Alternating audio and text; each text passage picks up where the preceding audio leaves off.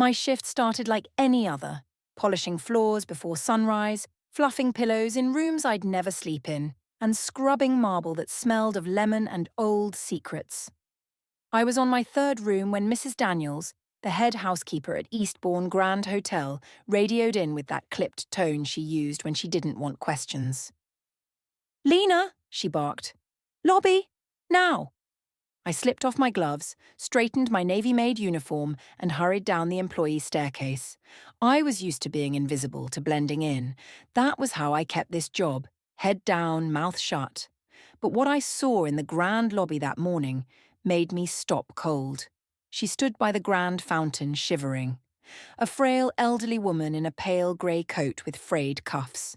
She held a small purse and stared blankly at the cascading water like she didn't know where she was.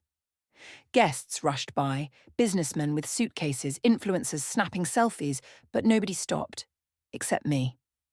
I stepped closer. "Mom, are you all right?" She flinched, eyes darting to mine. Up close, her face was thin but regal, high cheekbones, silver hair in soft curls. She didn't look homeless, just misplaced. I was supposed to meet someone," she whispered, voice trembling. "But I can't remember who." My heart pinched. "It's okay. You're safe here." Mrs. Daniels approached, her sharp heels echoing on the marble. "She's been standing there for almost 30 minutes. Says she's waiting for a car, but it never came." "Did anyone check with the front desk?" I asked. Mrs. Daniels scowled. "Not our problem. She's not a guest. We've got rooms to clean." I turned back to the woman. "Do you have a name, Ma'am?" She hesitated, then looked around like someone might overhear. "Margaret. Just call me Margaret." I helped her to a bench and offered her a bottle of water from the staff fridge. Her hands were cold as stone. She clutched my arm as if I were her last anchor to reality. "Margaret," I said gently, "is there someone I can call?" She looked at me wide-eyed. "No phones. Please, they'll track me." I blinked. "Who will?" She didn't answer, just gripped her purse tighter and looked at the revolving doors like she was expecting someone or running from them. There was something odd about her coat. Beneath the worn fabric, the buttons were real pearl. Her shoes, though dusty, were unmistakably custom. And her accent, British but with a lilt I couldn't place. I knew better than to ask too much, but something about her reminded me of my grandmother, fierce, proud, and hiding more than she showed. I made a decision right then. "I'm off in 15 minutes, I said. "Let me walk you somewhere. A cafe, maybe? Get you warm." Her eyes shimmered. "That would be kind." I nodded, but as I helped her up, a man in a grey trench coat outside the hotel froze when he saw us through the glass. His jaw tightened. Then he vanished around the corner. I felt a chill crawl up my spine. "Do you know him?" I asked. Margaret's voice dropped. "They've found me." I knew I should have walked away. I wasn't supposed to get involved. My job was to clean rooms, not rescue strangers, but the way Margaret clutched my arm, it felt like fate had pushed me right into her path. I grabbed my coat and clocked out early. Mrs. Daniels narrowed her eyes as I passed her, but I didn't care. Something told me this woman needed more than a manager with rules. "Let's go out the side door," I whispered to Margaret. She nodded, eyes darting toward the lobby entrance. We slipped through the service corridor and out into the cold air of Eastbourne Street. I kept my head low, guiding her toward the cafe across the road. I glanced back, but the man in the grey trench coat was nowhere in sight. "Do you want to call the police?" I asked, as we reached the small cafe and settled by the window. She shook her head, her thin fingers trembling around the cup of tea I ordered for her. "No police," she whispered. "They'll be looking for me there too." I leaned in. "Who exactly is after you?"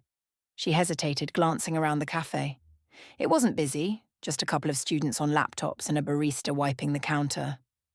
Finally, she spoke in a voice so low I had to lean in closer to hear her. "My name isn't Margaret," she whispered. "It's Eleanor. Eleanor Ashbourne." I blinked, the name ringing in my mind like a bell. No, it couldn't be. That name belonged to the royal family. I had seen it in magazines and documentaries. Wait, Like the Queen of Belwick? I gasped softly. She gave the smallest of nods. I stared at her, my heart pounding. But, you're supposed to be in Belwick Palace, on the other side of the world. Her lips trembled. Not anymore. I sat back, stunned. This woman wasn't some confused old lady. She was Queen Eleanor, the royal who had mysteriously disappeared from public life months ago. The media had gone wild with theories, but nothing was ever confirmed. I swallowed hard. Why are you here? Why are you hiding? Before she could answer, the bell above the cafe door jingled. I glanced up and froze. It was the man in the trench coat. Eleanor, stiffened. I grabbed her hand under the table. Stay calm. Follow my lead. He scanned the cafe slowly, his eyes locking onto our table. My pulse quickened. Without thinking, I stood up, blocking his view of Eleanor. Can I help you? I asked, forcing my voice to sound casual. He smiled thinly. Actually, yes. I'm looking for my grandmother. She wandered off this morning and we're worried sick. I glanced at Eleanor. She shook her head ever so slightly. She's not your grandmother, I said quietly. His smile faded. I think you're mistaken, miss. I glanced at Eleanor again. Her eyes burned with fear. That's when I realized this man wasn't family. He was hunting her. And somehow I was in the middle of something much bigger than I ever imagined. Without a word, I reached for Eleanor's hand and bolted for the back door of the cafe. Dishes clattered as we pushed past tables. Stop! The man shouted behind us. I didn't stop. I didn't even look back. We sprinted down the narrow alley behind the cafe. My heart thumped in my ears as I dragged Eleanor along, weaving between trash bins and delivery trucks. Lena, I can't, she gasped. I slowed just long enough to steady her, wrapping an arm around her frail shoulders. We needed a place to hide. Somewhere safe. Somewhere no one would think to look. My mind raced. The church. There was an old chapel just 3 blocks away. Hardly anyone went there on weekdays. If we could make it there, maybe we'd have a chance. I guided Eleanor toward the street, keeping low. We darted across the road just as a black SUV rounded the corner. My breath hitched. Another man was inside, scanning the sidewalk. I ducked behind a parked car, pulling Eleanor down with me. What do they want from you? I whispered. Her face was pale. They want to take me back, but not to the palace, to a place they control. They forged documents saying I'm unwell, unfit to rule. I swallowed. Why? Because I found out about them, she whispered. The ones pulling the strings behind the throne. They want the crown, but they need me out of the way first. Goosebumps prickled my skin.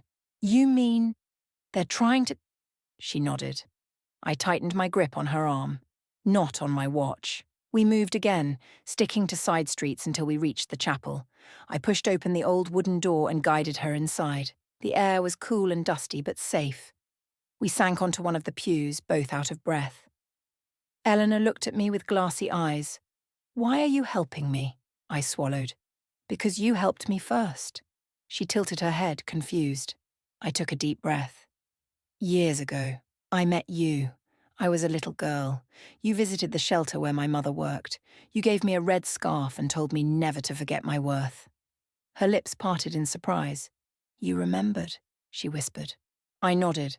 And now, it's my turn. Before she could reply, the chapel door creaked open. We weren't alone. The door creaked again, louder this time. I turned quickly, my heart pounding, but it wasn't the man in the trench coat. It was Father Simon, the old priest who had served the Eastbourne community for decades. He wore his usual dark sweater and carried a small lantern in one hand. His kind eyes shifted between me and Eleanor. I heard the noise, he said softly. Are you both all right? Before I could answer, Eleanor stood on shaking legs. Her royal posture returned for the first time since I met her. She took a step forward, her voice clear but soft. Father Simon. It's me. He squinted. Then his face paled as if he'd seen a ghost. Slowly he approached her, falling to one knee before her. "Your Majesty," he whispered. Tears filled Eleanor's eyes. "I need sanctuary." He rose carefully, looking between us again before nodding. "You'll have it." He led us deeper into the chapel, past the pews, through a narrow hallway behind the altar. There was a small room, probably once used for prayer meetings or storage. He locked the door behind us. "You're safe here for now," he said, setting the lantern down. Eleanor sat, her frail body shaking. I crouched beside her. Father Simon leaned against the wall, folding his arms. "They've been looking for you everywhere." She nodded weakly. "I know, and they won't stop." "Why Eastbourne?" I asked. She looked at me with a mix of fear and hope. "Because this is where I hid the only proof I have, the evidence that can expose them all." Father Simon looked concerned. "It's still there," she nodded. "Under the old oak tree behind the chapel, buried in a metal box, letters, documents, names." My mouth went dry. "And if they find it first?" "They'll destroy it," she whispered. "And me along with it." Father Simon took a deep breath. "Then we must get to it before they do." But before we could move, a loud crash echoed from the front of the chapel. Glass shattered. Footsteps pounded inside. Eleanor grabbed my hand tightly. "They've found us!" Father Simon grabbed the lantern. "Come with me." We slipped through another narrow passage leading to the back of the chapel. My palms were slick with sweat as I helped Eleanor keep up. She was slowing down, her breaths shallow.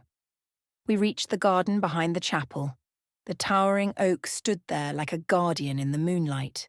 Its massive roots stretched across the ground like the fingers of an old giant. Father Simon dropped to his knees and started digging with his bare hands.